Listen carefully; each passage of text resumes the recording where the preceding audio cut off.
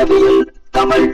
Friends, நான் கோபிநாத். இது வாகனவியல் Tamil mechanical YouTube channel. இந்த வீடியோவில் நம்ம என்ன பார்க்க போகிறோன்னா, ஒரு RS200ல் ஒரு கம்ப்ளைண்ட்டு கஸ்டமர் வந்து சென்னையிலேருந்து கொண்டு வந்திருக்காரு.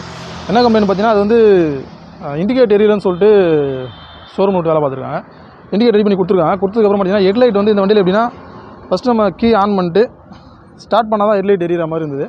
இப்போ கீ ஆன் பண்ண உடனே ஆட்டோமேட்டிக்காக ஹெட்லைட் எரியிற மாதிரி வந்து இது மாறிடுச்சு.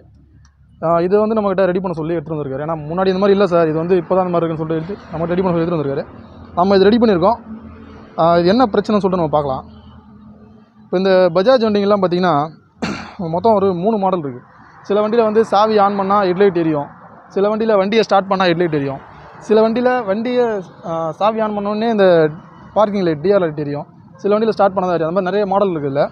இந்த மாடல் எதனால் மாறுதுன்னு பார்த்தீங்கன்னா ரிலேவால் தான் மாறுது. இதில் பஜாஜ் வண்டிலாம் பார்த்தீங்கன்னா ஹெட்லைட்டுன்னு ரிலே கொடுத்துருப்பாங்க. பழைய டிஸ்கவர்லேருந்து இது வந்துட்டுருக்கு. இந்த மாதிரி ரிலே கொடுத்துருப்பாங்க. இதில் வந்து மொத்தம் ஒரு 3-4 மாடல் இருக்குது. இது மாதிரி 2 ஒயிட் பின்னு, அதில் 6 பின் சாக்கெட் வரும், 2 ஒயிட் சாக்கெட்டு. அதிலே பார்த்தீங்கன்னா ஒரு ஒயிட்டு, ஒரு க்ரீன் சாக்கெட்டு, 4 பின் சாக்கெட் வரும். இதில் இன்னொரு மாடல் பார்த்தீங்கன்னா கழட்டி காட்டுறேன். RSல இந்த ஃப்ரண்ட்டில் வரும் ரிலே. இது 3வது மாடல். இது வந்து பார்த்திங்கன்னா ஒரு ஒயிட்டு, ஒரு ப்ளூ சாக்கெட் இருக்கும். எந்தெந்த வண்டியில் எந்த மாதிரி சாக்கெட் இருக்கோ அந்த மாடல் தான் போடணும், மாற்றி போடக்கூடாது. இப்போ என்ன பண்ணிக்கலாம்னா, இந்த மாதிரி க்ரீன் சாக்கெட் இருக்க வேண்டிய இந்த வண்டியில் இண்டிகேட்டரோட கண்ட்ரோல் இது தான். நல்லா புரிஞ்சுக்கணும். ஹெட்லைட்டும் இதான் கண்ட்ரோல் பண்ணோம், இண்டிகேட்டரும் இதான் கண்ட்ரோல் பண்ணோம். அப்படி இருக்கும்போது இண்டிகேட்டர் எரியலன்னு சொல்லிட்டு கஸ்டமர் கம்ப்ளைண்ட் போனவொடனே என்ன பண்ணிருக்காங்க, ரிலே மாற்றிருக்காங்க. ரிலே மாற்றணும், இண்டிகேட்டர் ஒர்க் பண்ணியிருக்கு, அப்படியே கொடுத்து அனுப்பிச்சிருக்காங்க. இது இந்த மாதிரி சாவி ஆன் பண்ணால் லைட் ஏரியா ஆரம்பிச்சுன்னா கஸ்டமர் வந்து பேட்டரி டவுன் ஆக ஆரம்பிச்சிருக்கு. நிறைய ஷெல்ஃப் கம்பெனிலாம் வந்திருக்கு. இப்போ நம்ம எடுத்துகிட்டு வந்து நம்ம என்ன பண்ணோம், அந்த ரிலே செக் பண்ணி பார்த்தா இது வந்து ப்ளூ கலர் ரிலேயில் வரக்கூடாது, க்ரீன் தான் வரணும். இப்போ நான் அந்த ப்ளூவை கழட்டிட்டு க்ரீன் ரிலேவை போடுறேன்.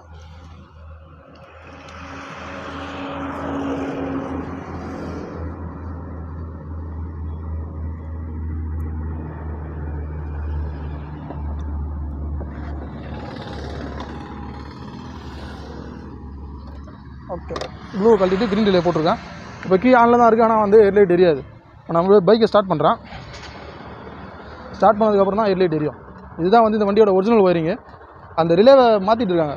ஷோரூம் என்ன பண்ணிட்டாங்கன்னா, இண்டிகேட்டருக்காக அந்த ரிலேவை மாற்றும் போது என்னாச்சுன்னா, அது ஹெட்லைட் வந்து அது சர்க்யூட் மாறிட்டு இருக்குது. அதனால் வந்து என்னாச்சுன்னா பேட்டரி டவுனாக இருக்குது. கஸ்டமருக்கு நிறைய ப்ராப்ளம் வந்திருக்கு. இவர் சென்னையிலேருந்து கொண்டு வந்திருக்காரு கஸ்டமர். இவர் ஹலோ ஃப்ரெண்ட்ஸ், நான் வந்து சென்னையிலேருந்து வந்திருக்கேன், ஆவடியிலேருந்து வந்திருக்கேன். நான் வந்து ஒரு 2 மாதமாக வந்து இந்த மாதிரி இந்த கம்ப்ளைண்ட் இருக்குது, எங்கே எடுத்துகிட்டு போனாலும் இதை பார்க்க முடியாது அப்படின்ட்டாங்க. நான் மறுபடியும் ஷோரூம்லேயே கொண்டு போய் விட்டேன். அவங்க என்ன சொல்லிட்டாங்கன்னா, இந்த மாதிரி நீங்கள் ஃபுல்லாக வயரிங் கிட்டே ஃபுல்லாக சேஞ்ச் பண்ணணும், 18 to 20,000 ஆகும் அப்படின்ட்டாங்க. ஒரு வீட்லேயும் வந்து வண்டி விற்கிற நிலைமைக்கு போய் கடைசியில் லாஸ்ட் பை சான்ஸாக சரி நான் யூடியூப்பில் என் ஃப்ரெண்டு வந்து இந்த மாதிரி சேனல் ரெக்கமெண்ட் பண்ணான்.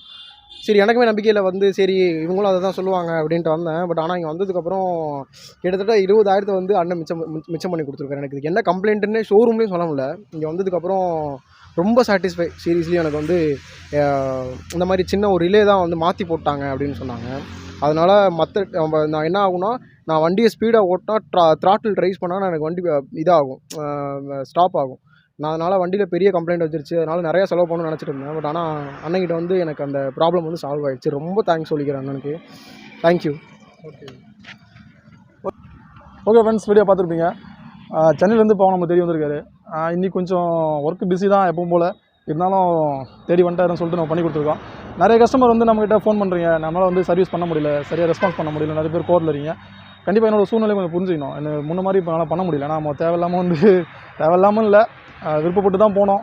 இன்னொரு அரசியல் ஃபீல்டில் போனதால் அதையும் பார்க்க முடியல, இதையும் பார்க்க முடியல. ரொம்ப ஒரு இக்கட்டான சூழ்நிலை மாட்டிகிட்டு இருக்கேன். அதனால் தான் நிறைய வண்டி எடுக்க முடியல. நிறைய பேர் வந்து திரும்பி போகிறீங்க, நிறைய பேர் கால் பண்ணால் நான் வந்து வேணான்னு சொல்லிடுறேன். அதனால் ரொம்ப கஷ்டத்தில் இருப்பீங்க. சில பேர் நினச்சிருப்பீங்க நம்ம பெரிய ஆள் ஆகிட்டா கண்டுக்க மாட்டான்னு நினச்சிருப்பீங்க. அப்படிலாம் ஒன்றும் கிடையாது. என்னோடய சூழ்நிலை அந்த மாதிரி இருக்குது, வேறு எதுவும் இல்லை. ஓகே ஃப்ரெண்ட்ஸ், நம்ம வீடியோ பிடிச்ச லைக் பண்ணுங்கள். சந்தேகம், குறைகள், தவறு இருந்தாலும் கமெண்ட்டில் சொல்லுங்கள். நம்ம சேனல் பிடிச்சா கொஞ்சம் சப்ஸ்கிரைப் பண்ணி சப்போர்ட் பண்ணுங்கள். எனக்கு தெரிஞ்ச நிறைய விஷயங்களை நம்ம மெக்கானிக் சமுதாயத்துக்கு கண்டிப்பாக நான் சொல்லிக் கொடுத்துட்டே இருப்பேன். நன்றி, வணக்கம்.